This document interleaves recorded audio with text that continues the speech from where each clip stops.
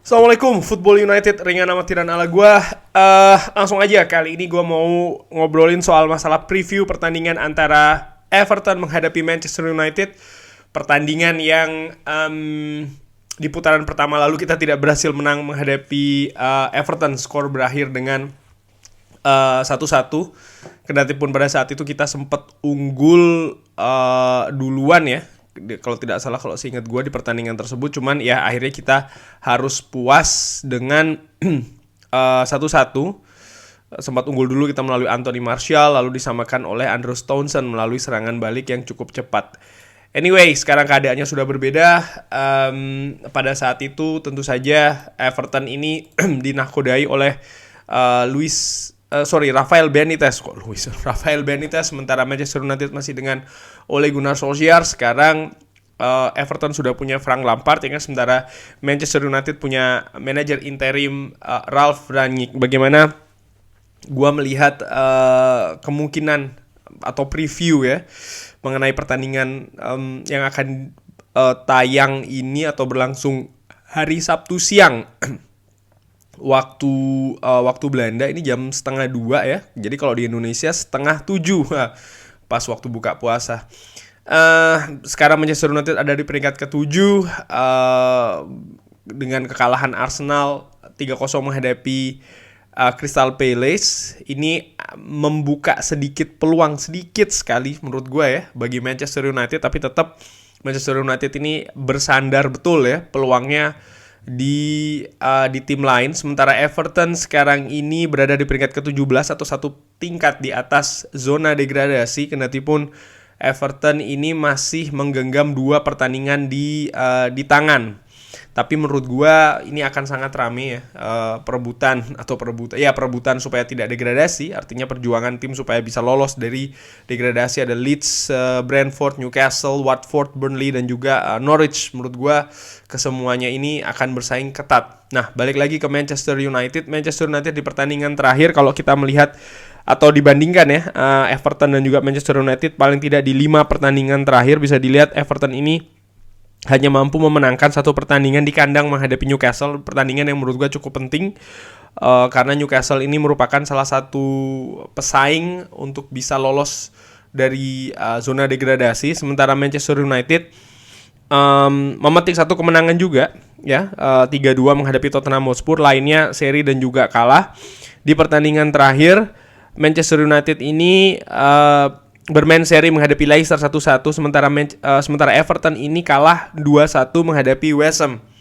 Di pertandingan yang kalau gue lihat ya, pada saat itu sebenarnya penampilan dari Everton ini tidak jelek-jelek banget. Maksud gue begini, tidak jelek-jelek banget.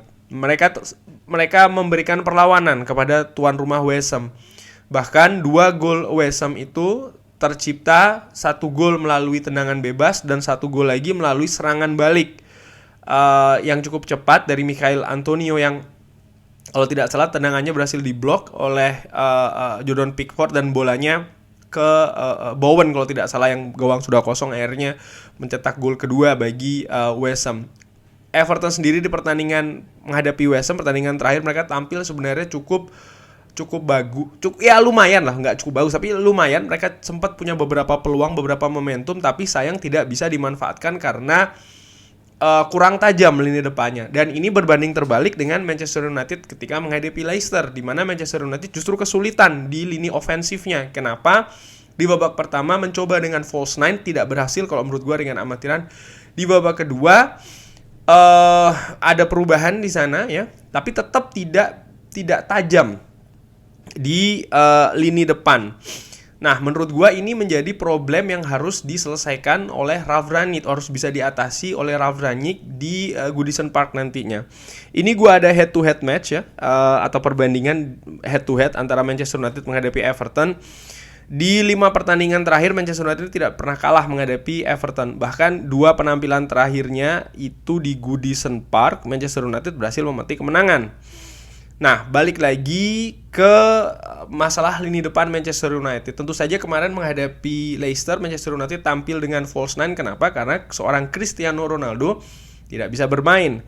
Nah, ini gue ada daftar top skor dari masing-masing kesebelasan ya, Everton dan juga Manchester United. Khusus untuk Manchester United bisa dilihat Cristiano Ronaldo ini memimpin dengan 12 gol. Jadi diakui atau tidak, dikritik atau tidak, suka atau tidak, Cristiano Ronaldo ini goal getternya Manchester United nomor 1. Dan kemarin sekali lagi sangat terlihat kualitas penyerangan Manchester United turun ketika tidak ada Cristiano Ronaldo. Bisa dilihat Cristiano Ronaldo 12 gol, lalu ada Bruno Fernandes, Mason Greenwood, Marcus Rashford dan juga Fred.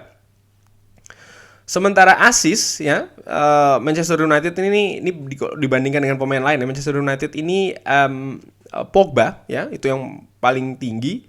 Lalu ada Bruno Fernandes, Fred dan juga Cristiano Ronaldo ada di sana. Dan bisa dilihat ya, Bruno Fernandes ini juga cukup banyak assist dan juga golnya, walaupun bukan yang terbanyak, walaupun tertinggi, tapi kedua raihan ini gol juga assist. Kalau menurut gue ini sering diraih ketika Bruno Fernandes bukan bermain sebagai false nine, tapi justru bermain sebagai pemain nomor 10. Di sisi lain di Everton ya, bisa dilihat Richarlison ini juga cukup bahaya. Dia mencetak gol juga cukup banyak, pun juga assist-nya juga cukup banyak. Artinya salah satu yang tertinggi untuk Everton.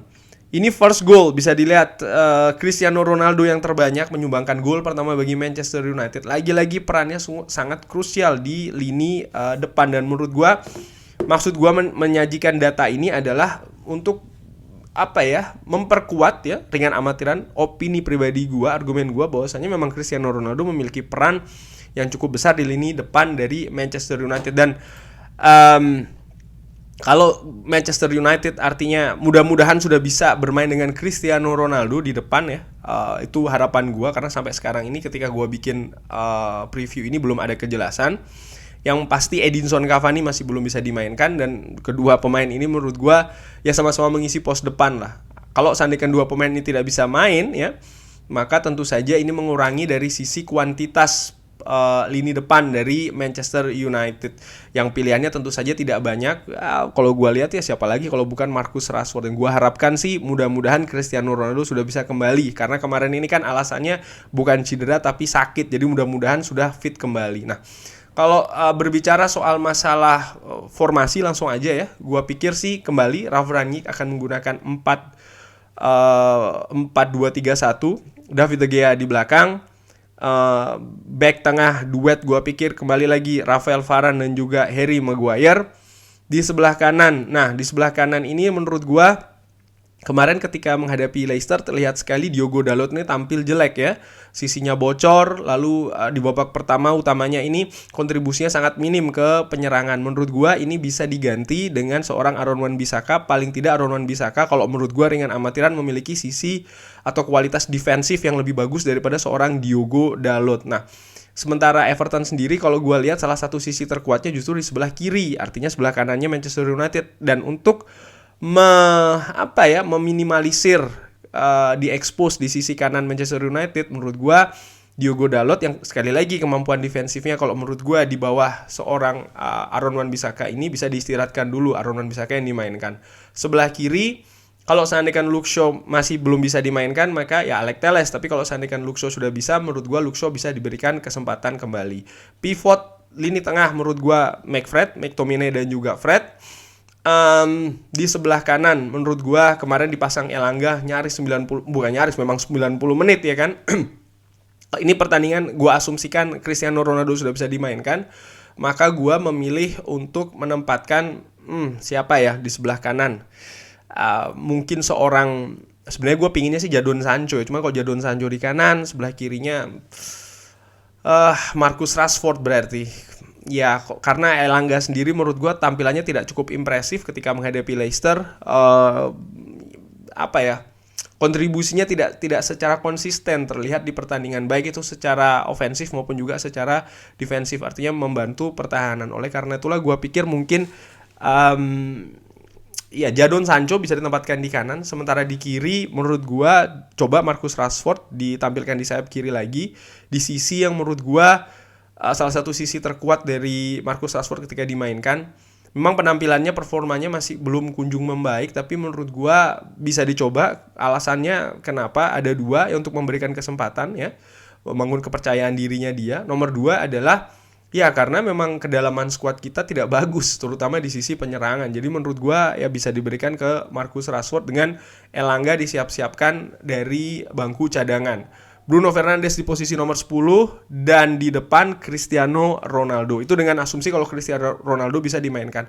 Kalau seandainya Cristiano Ronaldo tidak bisa dimainkan, ya maka Jadon Sancho di sebelah kiri, Elanga di sebelah kanan, Bruno Fernandes di tengah, dan di depan gua pikir sih seorang Marcus Rashford ya. Karena sekali lagi gua kok tidak pede, gua kok tidak terlihat kurang meyakinkan kalau Manchester United bermain dengan false nine.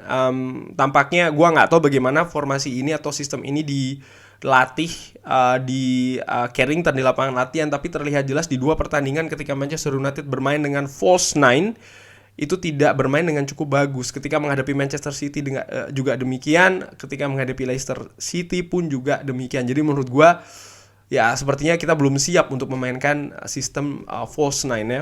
Ini terakhir sebelum gua akhiri, ini adalah scoring minutes atau di menit-menit Everton maupun Manchester United mencetak gol. Bisa dilihat kedua tim mayoritas mencetak gol itu di babak kedua. Nah, menurut gua ini justru jadi peluang bagi Manchester United. Artinya apa?